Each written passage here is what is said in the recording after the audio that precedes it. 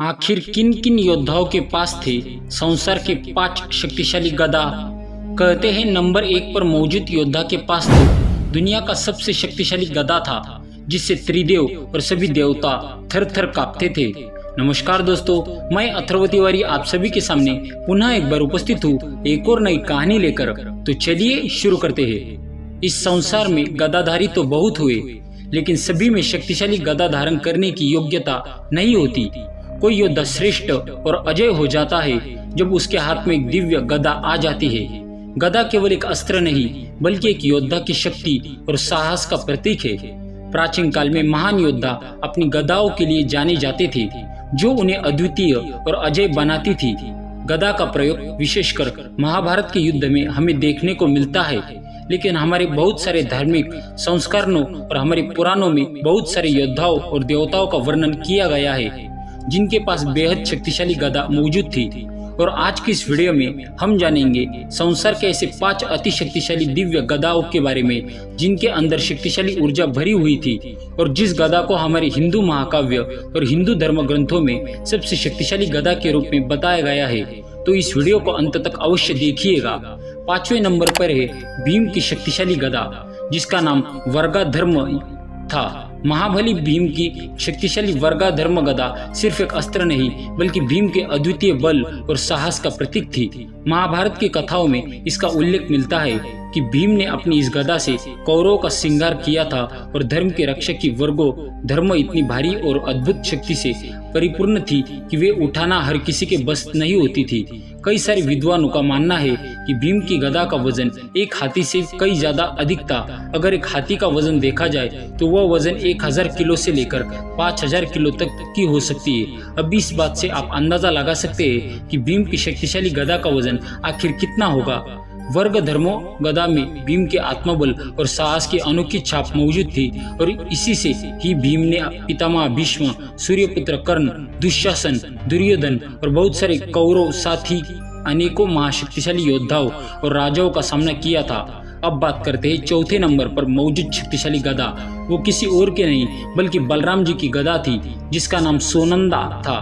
भगवान श्री कृष्ण के बड़े भाई बलराम की गदा, जिसे सोनंदा कहा जाता है। बलराम जी को गदा युद्ध और मल्ल युद्ध का महान योद्धा माना जाता है। कहते बलराम जी की सोनंदा गदा इतनी शक्तिशाली थी कि इसे धरती पर मारते ही युद्ध भूमि में भूचाल आ जाता था। इस गदा में बलराम जी का सामर्थ्य और उनकी गजब की ताकत समाहित थी। यहाँ तक कि महाभारत में स्वयं भीम और दुर्योधन ने बलराम जी से ही गदा युद्ध का प्रशिक्षण लिया था। यूं तो बलराम जी की गदा के अलावा उनका मुसल भी एक महत्वपूर्ण अस्त्र था, लेकिन उनके गदा में एक विशेष प्रकार की शक्ति मौजूद थी और इसी वजह से उनके साथ कोई भी युद्ध करने से खतरा था। कहते हैं जब बलराम जी और हनुमान जी के बीच आपस में युद्ध हुआ, अपनी द्वंद्व हुआ, तब भी इसी गदा का प्रयोग बलराम जी ने किया, जहां पर हनुमान जी को कड़ी टक्कर स्वयं बलराम जी दे रहे थे। और ऐसे ही नंबर 3 पर मौजूद है स्वयं हनुमान जी, जिनकी शक्तिशाली गदा, जिसे कौमुद की गदा भी कहते हैं, और कई जगह पर इसे गदा का नाम से भी संबोधित किया जाता है। कहते हैं यह हनुमान जी की गदा एक महान शक्तिशाली प्रतीक थी। इस गदा का उपयोग उन्होंने राक्षसों का नाश करने के लिए किया। कहते हैं कुबेर जी ने हनुमान जी को यह गदा समर्पित की थी। रामायण के अनुसार हनुमान जी की ये गदा इतनी ताकतवर थी, किसी भी राक्षस को पराजित करने में वह सक्षम थे। हनुमान जी का यह शस्त्र उनके अटूट साहस और परम भक्ति का प्रतीक माना जाता है। आपने भी अक्सर हनुमान जी को उनकी गदा के साथ ही देखा होगा, जो उनके स्वरूप को और भी आकर्षक बनाती है। हनुमान जी की ये गदा अलौकिक और चमत्कारिक थी। वह उनके शरीर के हिसाब से अपना आकार भी बदल लेती थी। यानी अगर हनुमान जी अपने शरीर को विशालकाय करते तो उनकी गदा भी विशालकाय हो जाती। वह अपने शरीर को अगर तिनके के समान छोटा करते तो उनकी गदा भी उनके शरीर के हिसाब से बदल जाती।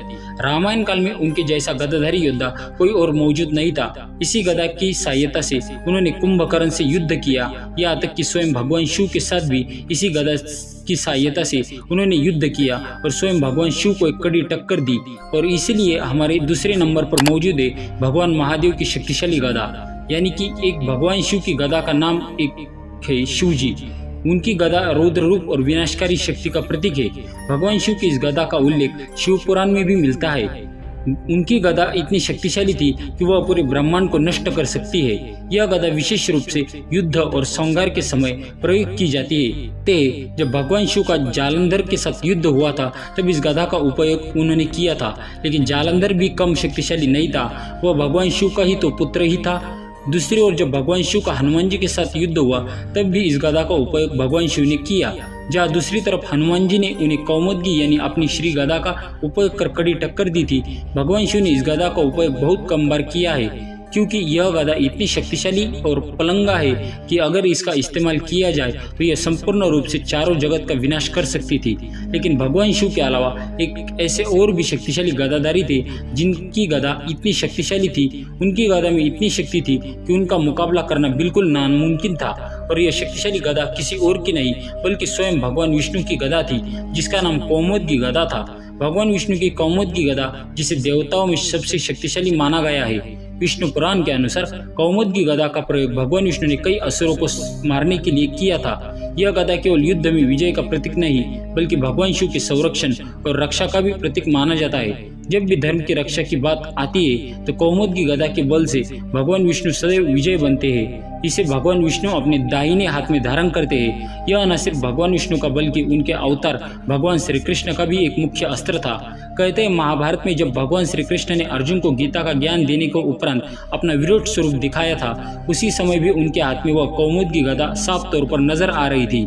कहते हैं कौमुदगी गदा बेहद ही शक्तिशाली थी, जिसको कोई भी उसका मुकाबला नहीं कर सकता था और इसलिए इसे प्रथम स्थान पर रखा गया है। दोस्तों, यही थे पौराणिक काल की वह 5 महान और शक्तिशाली गदा।